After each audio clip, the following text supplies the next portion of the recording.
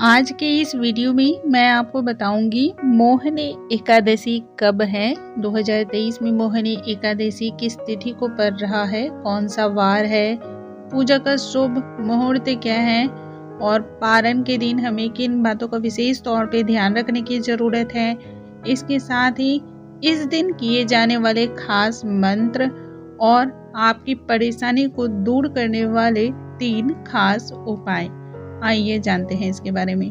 नमस्कार दोस्तों, कैसे हैं आप सभी। उम्मीद करती हूँ आप सभी स्वस्थ होंगे, सुरक्षित होंगे और आप सभी को उत्तम भविष्य की कामना करते हुए आज का ये वीडियो स्टार्ट करती हूँ। मोहिनी एकादशी का व्रत करने वालों के लिए बहुत ही इस बार शुभ समाचार है, बहुत ही अच्छा समाचार है। वैसे भी एकादशी का जो पर्व होता है वो बहुत ही पावन और बहुत ज़्यादा फलदायी माना जाता है। ऐसी मान्यता भी होती है कि जो भी व्यक्ति इस दिन पूरे विधि विधान के साथ भगवान विष्णु की और माता लक्ष्मी की पूजा अर्चना करता है, उसका जीवन कल्याणमय हो जाता है। ऐसा व्यक्ति मोह माया के जंजाल से निकलकर मोक्ष की प्राप्ति को अग्रसर भी होता है। मोहिनी एकादशी के दिन भगवान विष्णु की विशेषकर पूजा अर्चना की जाती है। मोहिनी एकादशी के लिए जो समय है, जो तारीख है और पारण का जो समय निर्धारित किया गया है उसे मैं सबसे पहले बता देती हूँ। तो दोस्तों, एकादशी तिथि का आरंभ जो है वो 30 अप्रैल को ही हो जा रहा है। 8:28 पे ही ये स्टार्ट हो जाएगा। लेकिन हमारे हिंदू शास्त्रों में उदया तिथि का मान दिया जाता है, यानी कि जिस दिन सूर्य उदय के साथ कोई भी व्रत का आरंभ होता है उसे ही हमको करना होता है। तो इस हिसाब से यदि देखा जाए तो 1 मई और दिन सोमवार को पड़ रहा है, तो हमें जो व्रत का पालन करना है वो सोमवार के दिन करना है। अब इसके साथ हम जानते हैं एकादशी तिथि की समाप्ति कब है। तो एकादशी तिथि की समाप्ति 1 मई को ही हो रही है, लेकिन रात्रि 10:09 पे हो रहा है। तो इस तरह से 1 मई को हमें पूरी तरह से व्रत रखना है और 2 मई को पारण करना है। पारण का जो समय है वह सुबह है 5:40 से लेकर 8:19 के बीच का समय जो है वो पारण है।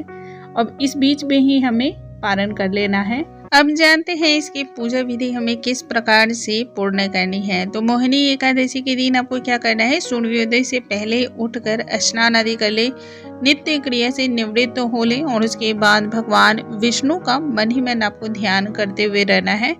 अब आपको सबसे पहले तांबे की एक लोटे में जल लेकर भगवान सूर्य को अर्घ्य देना है और सूर्य भगवान को अर्घ्य देने के बाद हाथों में थोड़ा सा जल लेकर आप एकादशी व्रत का संकल्प ले लें। वैसे भी आप इस बात को जानते हैं और समझते भी होंगे, क्योंकि आप सभी भक्ति भाव से विभोर हैं। तो बिना संकल्प के कोई भी पूजा आप कितनी भी मन लगाकर कर लें, कितनी भी अनुष्ठान कर लें, उसका फल आपको प्राप्त नहीं होता है। तो संकल्प लेना बहुत जरूरी है। संकल्प लेने के बाद ही आप भगवान विष्णु की पूजा आरंभ करें। इसके लिए एक लकड़ी की चौकी या पाटा में पीला रंग का कपड़ा बिछाकर भगवान विष्णु की मूर्ति या तस्वीर स्थापित कर लें।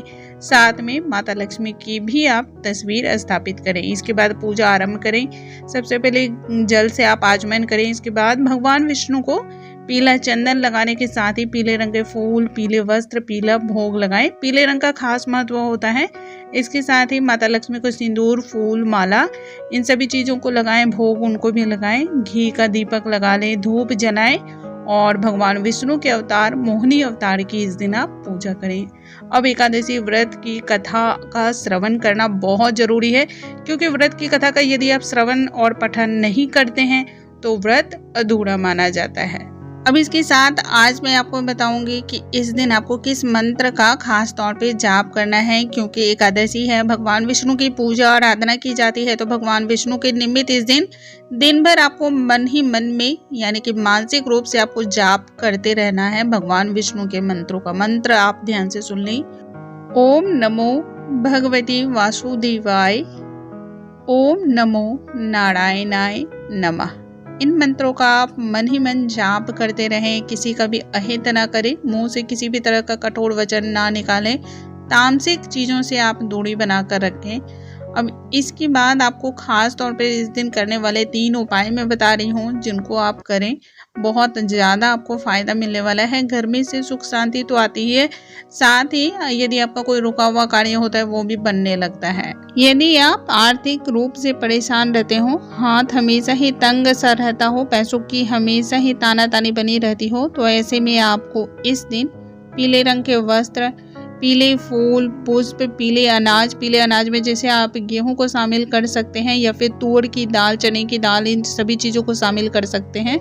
और यदि आप ज़्यादा सक्षम हो, यदि आप में सक्षमता ऐसी हो कि आप थोड़ी महंगी चीज़ों का भी दान कर सकते हैं, तो ऐसे में आप पीतल की वस्तुओं का, सोने का भी आप दान इस दिन कर सकते हैं। इससे आपकी आर्थिक स्थिति में सुधार होने लगता है। घर में सदैव सकारात्मक माहौल रहे, खुशियों का वातावरण बना रहे, समृद्धि का वास हो, तो इन सभी चीज़ों की एक साथ यदि प्राप्ति करना चाहते हो तो मोहिनी एकादशी वाले दिन आपको खीर बनाना है। खीर में थोड़ा सा आप केसर और मेवे डाल दें। अब इस खीर का भोग आप भगवान को लगाएं और उसके बाद स्वयं भी प्रसाद स्वरूप ग्रहण करें। आप इसे बहुत ज़्यादा आपको इससे फायदे मिलेंगे। घर में सुख, शांति और समृद्धि का ऐसे में वास होता है। घर के लोगों के बीच आपसी रिलेशनशिप बहुत ही मजबूत होता है। तीसरा उपाय बहुत ही सरल है लेकिन बहुत ही कारगर है और मैया तुलसी के निमित्त ये जो है ना उपाय किया जाता है। संध्या वंदन के समय यानी कि शाम के समय, प्रदोष काल के समय आपको तुलसी जी के पौधे में दीपक लगाना है। दीपक लगाने के बाद आपको 11 परिक्रमा करनी है और परिक्रमा करते हुए ओम नमो भगवते वासुदेवाय नमः मंत्र का जाप करना है। मैया तुलसी को सिंदूर और हल्दी जरूर अर्पण करें। दोस्तों, यदि आप इन उपायों को करते हैं तो इससे आपके घर में खूब सारी खुशियां आती हैं, जीवन में सुख शांति समृद्धि का वास होता है, तरक्की के रास्ते खुलते हैं। ऐसे और भी बहुत सारे वीडियोस के लिए हमारे चैनल पे बने रहें। अगले वीडियो में फिर से मिलूंगी, तब तक के लिए नमस्कार दोस्तों।